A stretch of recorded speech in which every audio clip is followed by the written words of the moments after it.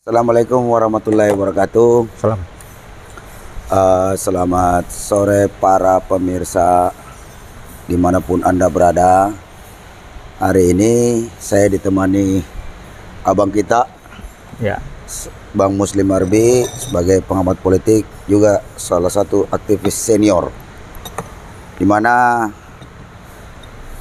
pada hari ini begitu banyak berita-berita yang bermunculan yang membuat kaget publik Indonesia. Di samping itu juga aksi kemarin ya Bang ya, Ya, dalam rangka Hari Sumpah Pemuda, di mana Aliansi Rakyat Menggugat menyatakan mosi tidak percaya kepada DPR RI dan pemerintahan Jokowi Ma'ruf, juga menyatakan Jokowi mundur. Nah, untuk itu, agar kita mengetahui situasi nasional saat ini, hiruk pikuk di dunia perpolitikan kita, maka saya coba sapa abang kita, Bang Muslim Arbi. Gimana Bang? Baik, alhamdulillah. Sehat Bang ya? Baik, alhamdulillah. Waduh. Assalamualaikum warahmatullahi wabarakatuh. Ini kemarin nih setelah aksi kawan-kawan Aliansi Rakyat Menggugat, Aliansi Rakyat Menggugat kemarin itu yang sempat menghebohkan dunia maya ya, bahkan sampai hari ini juga kemudian disusul dengan kunjungan Presiden Jokowi ke Roma ya, dalam rangka KTT G20 ya. Dalam perspektif ini juga selain itu ada masalah heboh juga yang diungkap oleh apalagi majalah Tempo kemarin kan, tulisan daripada apalagi ini siapa Bung Christian ya, kalau tidak salah Christian mengungkap tentang bisnis dahsyatnya tes PCR ini ya, sehingga di mana-mana diberlakukan PCR untuk perjalanan di darat, laut dan udara. Dan kemarin juga sempat dikritisi juga oleh dalam aksi kita. Nah, menurut Bang Muslim seperti apa nih situasi hari ini yang menurut Muslim? Seperti apa Bang? Ya, baik. Bismillahirrahmanirrahim. Assalamualaikum warahmatullahi wabarakatuh. Selamat siang para pemirsa, teman-teman, pemerhati, aktivis dimanapun berada. Pada prinsipnya suara Aliansi Rakyat Menggugat yang menggetarkan jagat nasional kemarin pada tanggal 28 Oktober. Karena klimaks dari isu itu adalah mosi tidak percaya kepada DPR dan pemerintahan Jokowi Ma'ruf, dan mendesak Presiden Jokowi harus mundur. Nah, itu persoalan. Suara hati rakyat itu Bang ya? Iya, dan saya juga termasuk salah satu orator juga. Iya Bang Muslim. Yang naik ke atas mobil komando.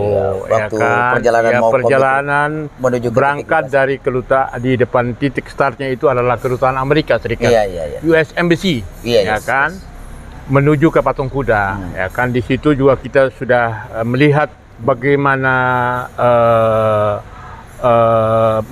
masyarakat, warga yang menyambut di jalan-jalan tentang bagaimana dukungan masyarakat ibu kota pada saat itu tentang gerakan ini.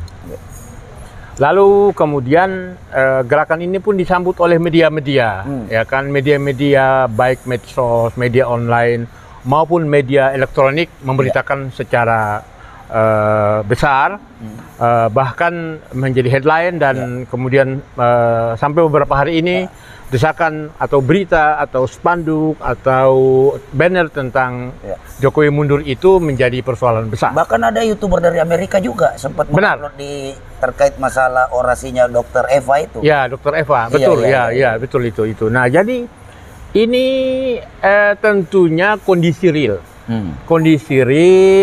kondisi psikologis masyarakat Indonesia yang diwakilkan oleh pemuda, mahasiswa, oleh kaum buruh, gerakan perubahan, ya kan, dan masyarakat yang ada di wilayah itu, bahwa bagaimana di dalam negeri, ya kan, mendesak mengajukan mosi tidak percaya, lalu kemudian mendesak mundur, lalu kenapa kok G20 ya kan memberikan presidensi untuk memimpin G20 kan itu masalahnya kan. Jadi mohon juga tapi informasi yang saya dapat Bang, ya memang sudah gilirannya Indonesia ya Bang. Iya, betul. Cuman menjadi persoalan adalah bahwa kepemimpinan Presiden Jokowi di G20 ini dengan kondisi aksi mosi tidak percaya itu perlu dipertanyakan kembali.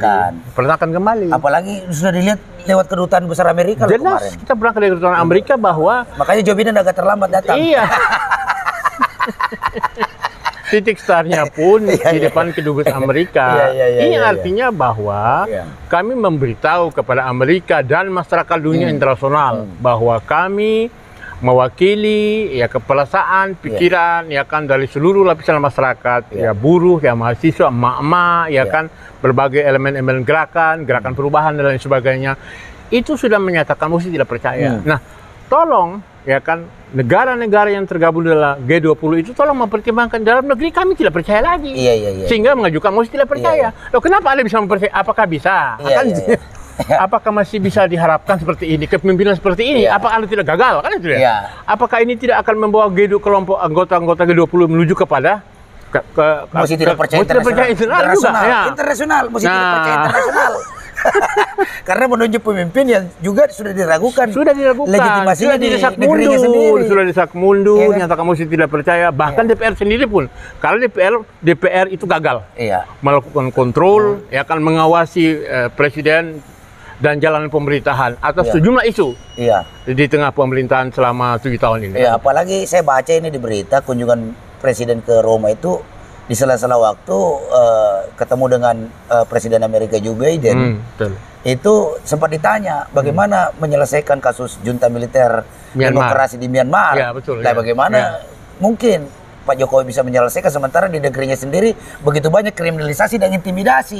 Itulah masalahnya. Terhadap penyampaian pendapat di muka umum. Makanya itu banyak tahanan politik. Itulah masalahnya. Makanya itu yang menjadi pertanyaan bahwa saya dan Bung Daeng dan teman-teman di dunia gerakan ini juga heran.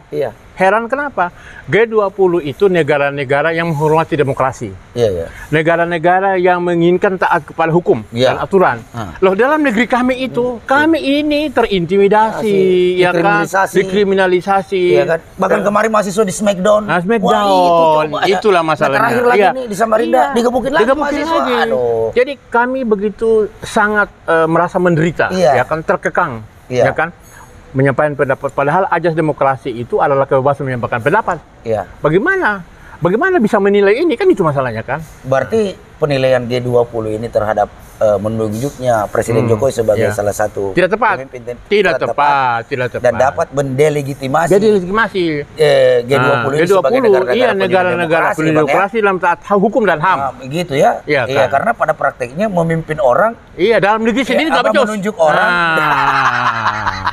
dalam negeri sendiri nggak becus. Bagaimana memimpin G20 yang masyarakat masyarakat Eropa yang sudah maju peradabannya, demokrasinya. Nggak bisa. Bahkan Amerika juga mau dipimpin. Itu masalahnya. Bagaimana tuh? Memimpin negara sekelas Amerika dan Eropa, Jepang dan lain sebagainya. Atas sejumlah isu ini dengan tokoh yang melecehkan demokrasi, tidak menghormati hak asasi dan tidak taat hukum. Ingkar janji pula, suka berbohong. Yang dibingungkan oleh para aktivis dan baik dalam dan luar negeri adalah bagaimana mungkin menyelesaikan pelanggaran HAM di Myanmar. Sementara dalam negeri sendiri berantakan. Melanggar HAM juga. Krisis juga. Betul itu. Jadi jeruk makan jeruk. Jeruk makan jeruk. Jadi keputusan G20 ini menurut kita konyol. Absurd ya, konyol, absurd kan. Nggak jelas ya Bang. Jadi ini keputusan yang menurut saya memang betul-betul keputusan yang tidak bijak, tidak tepat. Kan? Atau jangan-jangan patut dicurigai nih G20 kumpul-kumpul di sana buat bagi-bagi wilayah pertambangan kita. Bisa juga, bisa juga dikhawatirkan seperti itu. Diduga jangan sampai kemudian kumpulan para pengusaha, industriawan dan lain sebagainya, kapitalis raksasa dunia itu ini minyak punya decoupling, minyak punya siapa yang ngambil, ini batu bara siapa yang ngambil.